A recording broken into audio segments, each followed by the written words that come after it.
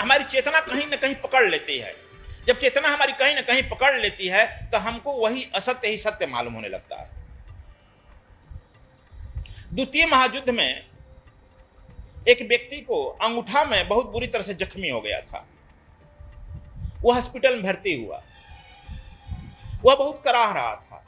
डॉक्टरों ने उसे बेहोश किया और बेहोश करके उसका आधा पैर काट दिया।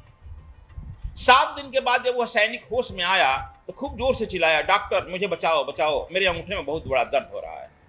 डॉक्टर दौड़ा, कहा तुम्हारे अंगूठे में दर्द हो रहा है? तो हाँ दर्द हो रहा है, डॉक्टर बताओ।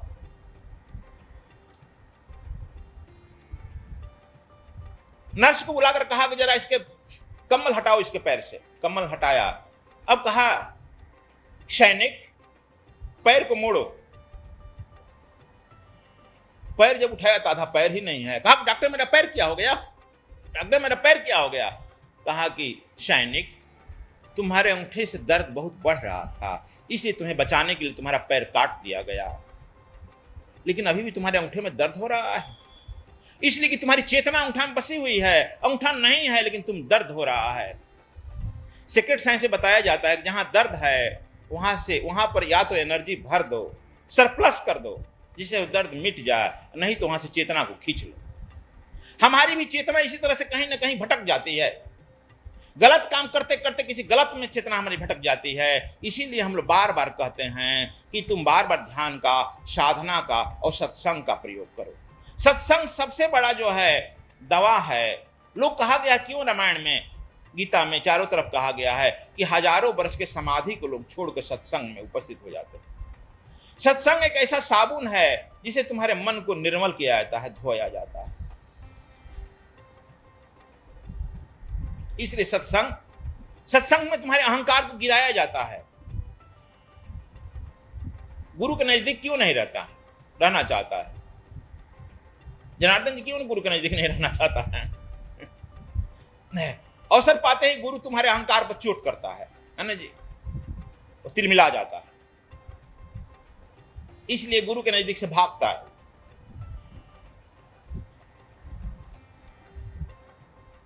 जब देखेगा तुम्हारे अहंकार पर चोट, सीधे प्रहार करेगा।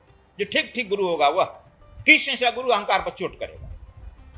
लेकिन जो गुरुआ होता है, जिसे कबीर ने गुरुआ बड़ा लबरा हुआ, वह तुम्हारे अहंकार को पुष्टि करेगा। तुम अच्छे हो, तुम तपस्वी हो, तुम बहुत राइस हो, तुम बहुत इंटेलेक्चुअल हो, 10 तरह का आपका बड़ाई करेगा। समझ लो वह गुरु तुम्हें ले डूबेगा, स्वयं डूबेगा, वह तुमको भी डूब जाएगा। यदि गुरु तुम्हारे लोभ बस, तुम्हारे भय बस तुम्हारा गुणगान करता है, समझ लो कि तुम्हारा अब परमात्मा भी नहीं बचा पाएगा। चेतना को भोजन की तरफ से खींच लो, चेतना को नींद की तरफ से खींच लो। भूख जो लगती है देखो, वह शरीर में जा रहा है, पूरा डाइजेस्टिव सिस्टम मालूम दिखाई पड़ेगा। एक बार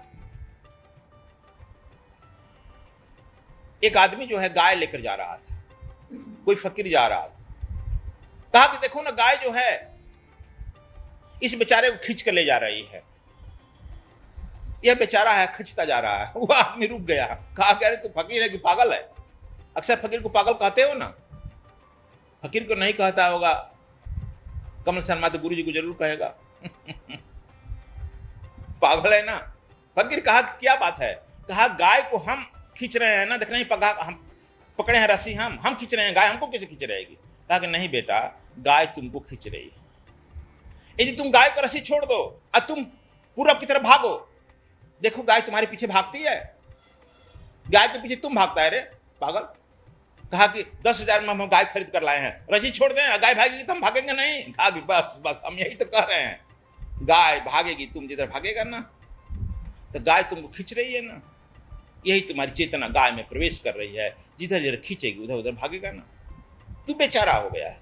वही तरी हमारी चेतना जो है जिस काम में लग गई है, हम बेचारा हो गए हैं, कुछ नहीं करते हैं, हम बेचारे की तरफ खींचते जा रहे हैं। अब फिर अपने को सही साबित करने के लिए, फिर अपने चेतना को सही साबित करने के लिए तर्कों का सहारा लेते हैं। पहले कर्म हम पहले कर लेते हैं। देखो मनोवैज्ञानिक कहते हैं क्या कि पहले हम कर्म कर लेते हैं और फिर कर्म को सही साबित करने के लिए अपने तर्कों का सहारा लेते हैं। अक्सर हम सब यही करता है, सब लोग यही करते हैं। पहले कर्म जो है, कर्म जो करना है कर लेते हैं, है ना, फिर उस अपने कर्म को सही साबित करने के तर्क का सहारा लेते हैं।